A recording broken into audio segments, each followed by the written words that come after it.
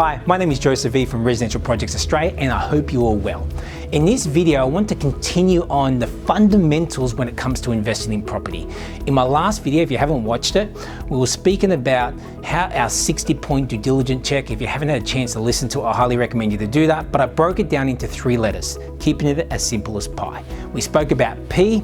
If you haven't watched it, I'm not going to tell you, go back and watch it, but in this video, I'm going to focus on I. So what does I stand for? I really stands for infrastructure. People like to live in areas that have amenities and infrastructure already in place. Remember, the closer you are towards the city, the more infrastructure there is, and the chances are prices are actually higher too. So when you look at regional areas where there's lack of infrastructure, prices don't increase as much. There's a number of other factors that I've covered in the first video, but that is the main thing that we're talking about. So when we talk about infrastructure, 2 types of infrastructure. Current, what's in place at the moment. Is there major schools? Is there major hospitals, shopping centres, access to main arterial roads, buses, train lines? All these things here are very important when it comes to investing. You can take it even one step further and look at the catchment within particular areas, especially when it relates to schools. Some families want to get their kids into a particular school that's highly regarded, and they will buy in that particular catchment just so their kid can go to that school. But what's even more important than that is future infrastructure.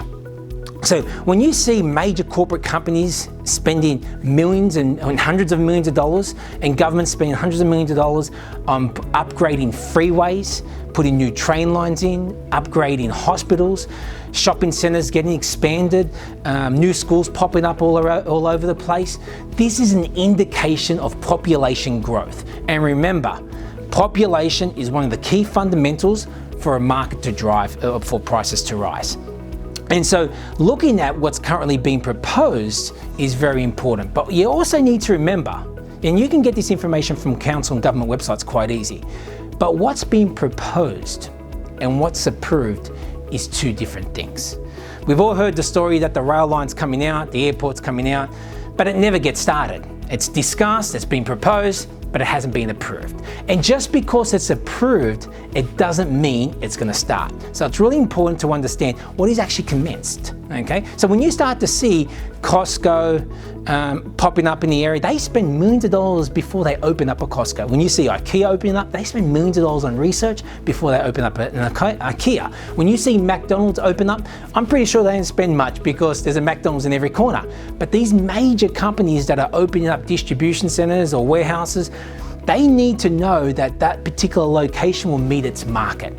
So I hope that makes sense. Infrastructure, what's currently in place, what's predicted, and what's actually going to happen is very vital when it comes to making sure you pick the right decision in investing. Now, in our next video, I'm going to talk a bit about E. E is probably the most important one out of the whole 3. So I don't want you to miss that. Now at RPA, we've been helping families now for over 20 years replace the income through property investment. Now, if you're looking at getting started in property and you don't know where to start or who to trust, we do offer a 30-minute free discovery session where we can sit down with you and see if we can help you like we've helped over 6,000 clients of ours to date so far. I hope that's helped. Hopefully, make sure you stay in tune for our next video. Until then, you take care and stay safe, and we'll talk soon. Bye-bye.